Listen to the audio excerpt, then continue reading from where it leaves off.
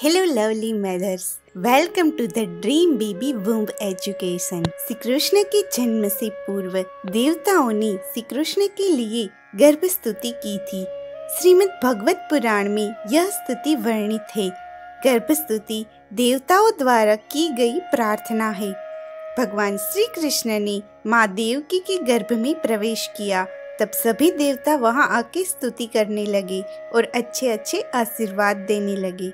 जब कोई गर्भवती माता यह स्तुति करती है तो उसका गर्भस्थ शिशु आनंदित हो उठता है और उसका गर्भ में विकास भी अच्छा होने लगता है।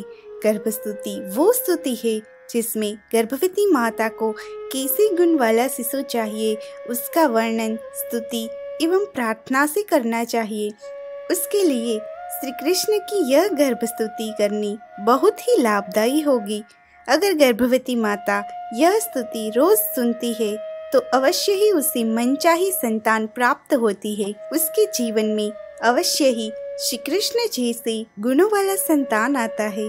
श्रेष्ठ परमेश्वर जैसे संतान हेतु देवताओं ने श्री कृष्ण के लिए गर्भ स्तुति की थी, लेकिन इस कलयुग में एक माँ ही श्रेष्ठ संतान हेतु गर्भ स्तुति अवश्य कर सकती है। तो सुनते ही देवताओं द्वारा की गई गर्भ स्तुति। भगवान श्री कृष्ण के गर्भ प्रवेश के बाद भगवान शंकर और ब्रह्मा जी कंस के कैद खाने में आए। उनके साथ अपने अनुचरों के सहित समस्त देवता और नारद ऋषि भी थे। वे लोग सुमधुर वचनों से सबकी अभिलाषा पूर्ण करने वाले श्री हरि की इस प्रकार स्तुति करने लगे। प्रभु, आप ही सत्य संकल्प है, सत्य ही आपकी प्राप्ति का श्रेष्ठ साधन है। सृष्टि के पूर्व, प्रलय के पश्चात और संसार की स्थिति के समय इन असत्य अवस्थाओं में आप ही सत्य है। पृथ्वी, जल, तेज, वायु और आकाश, इन 5 दृश्यमान सत्यों के आप ही कारण हैं और उनमें अंतर्यामी रूप से आप ही विराजमान हैं। आप इस दृश्यमान जगत के परमार्थ स्वरूप है। आप ही मधुर वाणी और समदर्शन के प्रवर्तक है। भगवान, आप तो बस सत्य स्वरूप ही है। हम सब आपकी शरण में आए हैं। यह संसार क्या है? एक सनातन वृक्ष। इस संसार रूपी वृक्ष की उत्पत्ति के आधार एकमात्र आप ही है। आप में ही इसका प्रलय होता है और आपके ही अनुग्रह से इसकी रक्षा भी होती है। जिनका चित्त आपकी माया से आवृत हो रहा है, इस सत्य को समझने की शक्ति खो बैठा है, वे ही उत्पत्ति, स्थिति और प्रलय करने वाले ब्रह्मादि देवताओं के अनेक देखते हैं। तत्वज्ञानी पुरुष तो सबके रूप में केवल आपका ही दर्शन करते हैं। आप ज्ञान स्वरूप आत्मा है।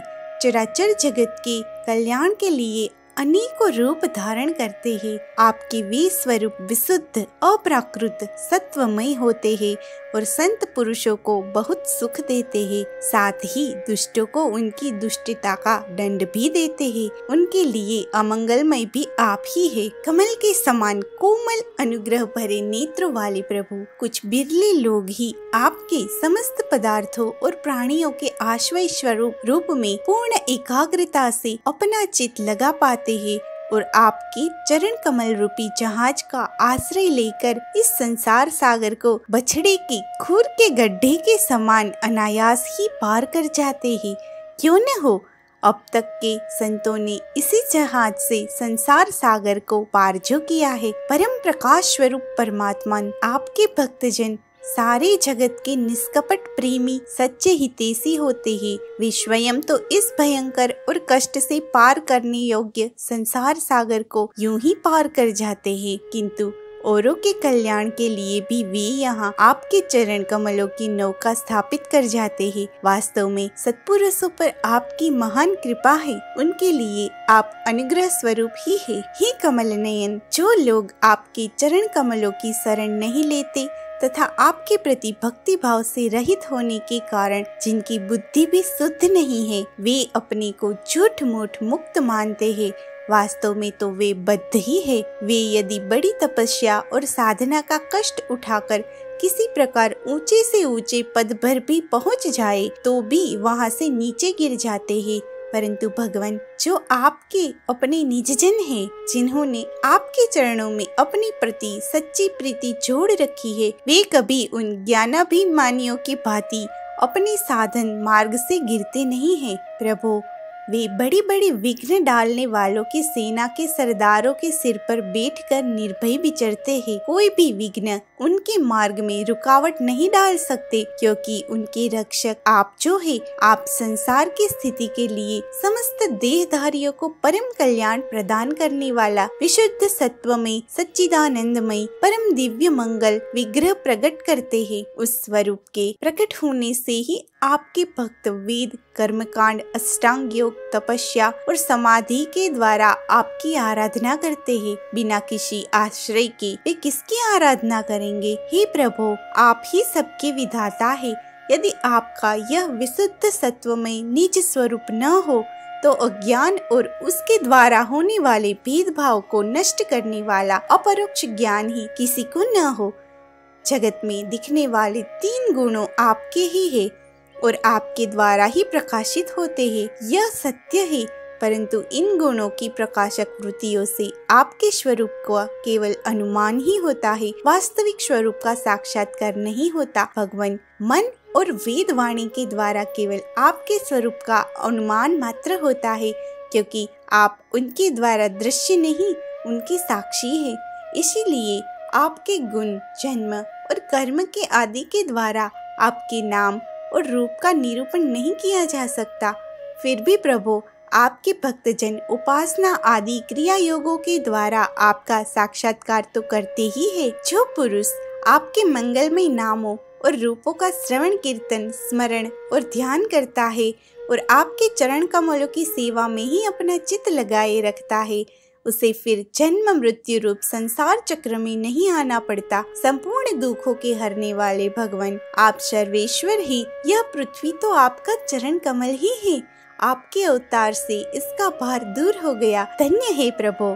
हमारे लिए यह बड़ी सौभाग्य की बात है कि हम लोग आपके सुंदर सुंदर चिन्हों से युक्त चरण कमलों के द्वारा विभूषित पृथ्वी को देखेंगे और स्वर्ग लोक को भी आपकी कृपा से कृतार्थ देखेंगे। प्रभु, आप अजन्मा हैं। यदि आपके जन्म के कारण के संबंध में हम कोई तर्क ना करें तो यही कह सकते हैं कि यह आपका एक लीला विनोद है। ऐसा कहने का कारण यह है कि आप तो द्वैत की लेस से रहित सर्वाधिष्ठान स्वरूप है और इस जगत की उत्पत्ति, स्थिति तथा प्रलय अज्ञान के द्वारा आप में आरोपित है। प्रभु, आप अपने जैसे अनेकों बार मत्स्य, हयग्रीव, कच्छप, नृसिंह, वराह, हंस, राम, परशुराम और वामन अवतार धारण करके हम लोगों की और तीनों लोकों की रक्षा की है। वैसे आप इस बार भी पृथ्वी का भार हरण कीजिए। हे यदुनंदन, हम आपके चरणों में वंदना करते हैं। फिर देवकी जी को संबोधित करके, हे माता जी, यह बड़े सौभाग्य की बात है कि आपकी कोख में हम सबका कल्याण करने के लिए स्वयं भगवान पुरुषोत्तम अपने ज्ञान, बल आदि अंशों के साथ पधारे हैं। आप कंस से तनिक भी मत डरिए, अब तो वह कुछ ही दिनों का मेहमान है। आपका पुत्र यदुवंश की रक्षा करेगा। ब्रह्मादि देवताओं ने इस प्रकार भगवान की स्तुति की। इसके बाद ब्रह्मा और शंकर जी को आगे करके देवगण स्वर्ग में चले गए। हे प्रभु, हे श्री कृष्ण, हमें भी आपकी जैसी दिव्य संतान प्रदान करो। हे यशोदानंदन, हमारी आपसे यह प्रार्थना है कि हम सबको आपका प्यार मिले।